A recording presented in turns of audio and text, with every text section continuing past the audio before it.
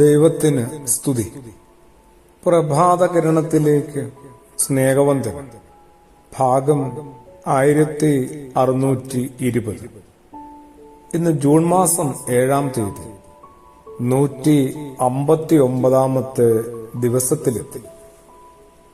അധ്യാപകരോട് തന്നെയാണ് ഈ പുലരി മിണ്ടുന്നത്. ഒരർത്ഥത്തില് ഞാൻ എന്നോട് തന്നെ.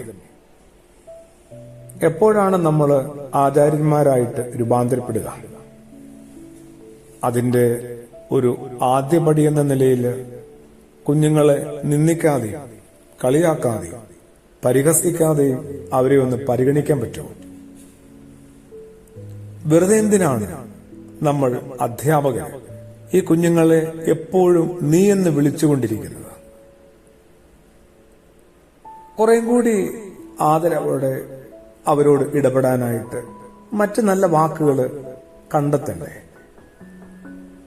എന്നെ ആരെങ്കിലും അങ്ങനെ എന്റെ സമപ്രായക്കാരായിക്കോട്ടെ, എന്നെക്കാൾ മുതിർന്നവരായിക്കോട്ടെ സംബോധന ചെയ്യുന്നതായിട്ട് സങ്കല്പിച്ചാലോ? ഒരു 2 മിനിറ്റ് സംസാരത്തിനിടയിൽ ഒരു 10 നീ കടന്നു വന്നാൽ, എടാ എന്നും എടിയെന്നും വിളിച്ചുകൊണ്ടേയിരുന്നാൽ അതെന്തുമാത്രം ഞാന് പോസിറ്റീവായിട്ട് കാണും, കേൾക്കും, ഉൾക്കൊള്ളും. വ്യക്തിപരമായിട്ട് പറഞ്ഞാല് അതത്ര സുഖകരമായിട്ട് എനിക്ക് തോന്നുന്നില്ല.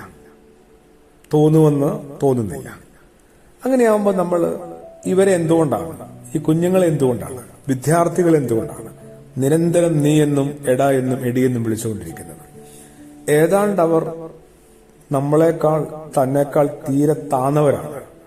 ഒരു അടിമത്ത മുതലാളിത്ത യജമാനിത്ത ഭാവങ്ങൾ പരസ്പരം ഉള്ളത് കൊണ്ടാണോ? പേര് വിളിച്ചുകൂടെ? മോനെന്നും മോളെന്നും വിളിക്കാനായിട്ട് അത്രത്തോളം വാത്സല്യമൊന്നും ഇല്ലെങ്കിലും പേര് വിളിച്ചുകൂടെ? അല്ലെങ്കിൽ ഏറ്റവും നല്ല വിളി എടോയാണ്. അതിപ്പോ ആണിനും പെണ്ണിനും ഒക്കെ ചെയ്യും, എടോ.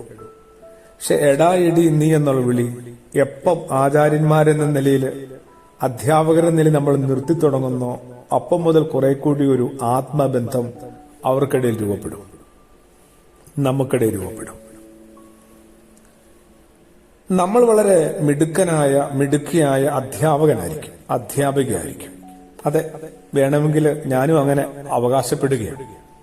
എന്നാലും ഞാൻ ചില കാര്യങ്ങൾ ഒന്നും കൂടി ഒന്ന് മനസ്സിലാക്കിയേ മതിയാവും. ജോൺ എന്ന പേരുള്ള ഒരു കുട്ടിയെ എനിക്ക് ലാറ്റിൻ എന്ന ലാംഗ്വേജ് ഭാഷ പഠിപ്പിക്കണമെങ്കിൽ എന്റെ വിചാരത്തില് ലാറ്റിൻ ഞാൻ പഠിച്ചിരുന്നാൽ മതിയെന്നാണ്. ലാറ്റിൻ ഞാൻ പഠിച്ചിരിക്കുന്നത് കൊണ്ട്, ലാറ്റിൻ എനിക്ക് അറിയാവുന്നത് കൊണ്ട് എപ്പോൾ വേണമെങ്കിലും എനിക്ക് ജോണിനെ ലാറ്റിൻ പഠിപ്പിക്കാൻ പറ്റുമെന്നാണ് എന്റെ അമിത ആത്മവിശ്വാസം, അഹങ്കാരം. എന്നാല് ജോണിനെ ലാറ്റിൻ പഠിപ്പിക്കാനായിട്ട് ഞാൻ ലാറ്റിൻ മാത്രം പഠിച്ചിരുന്നാൽ പോരാ, ഞാൻ അല്പമെങ്കിലും ജോണിനെയും പഠിച്ചിരിക്കണമെന്ന് എപ്പോഴാണ് ഒരു അധ്യാപകൻ മനസ്സിലാക്കി തുടങ്ങുക? അവിടെ മുതലാണ് അദ്ദേഹം ഒരു ആചാര്യനായി രൂപാന്തരപ്പെടുക. ലാറ്റിൻ മാത്രം പഠിച്ചിരുന്ന പോരാ ഒരാളെ ലാറ്റിൻ പഠിപ്പിക്കാൻ. അയാളെ കൂടി കുറച്ചെങ്കിലും ഒന്ന് പഠിക്കാനായിട്ട് ഞാൻ മനസ്സ് വെച്ചേ മതിയാവും.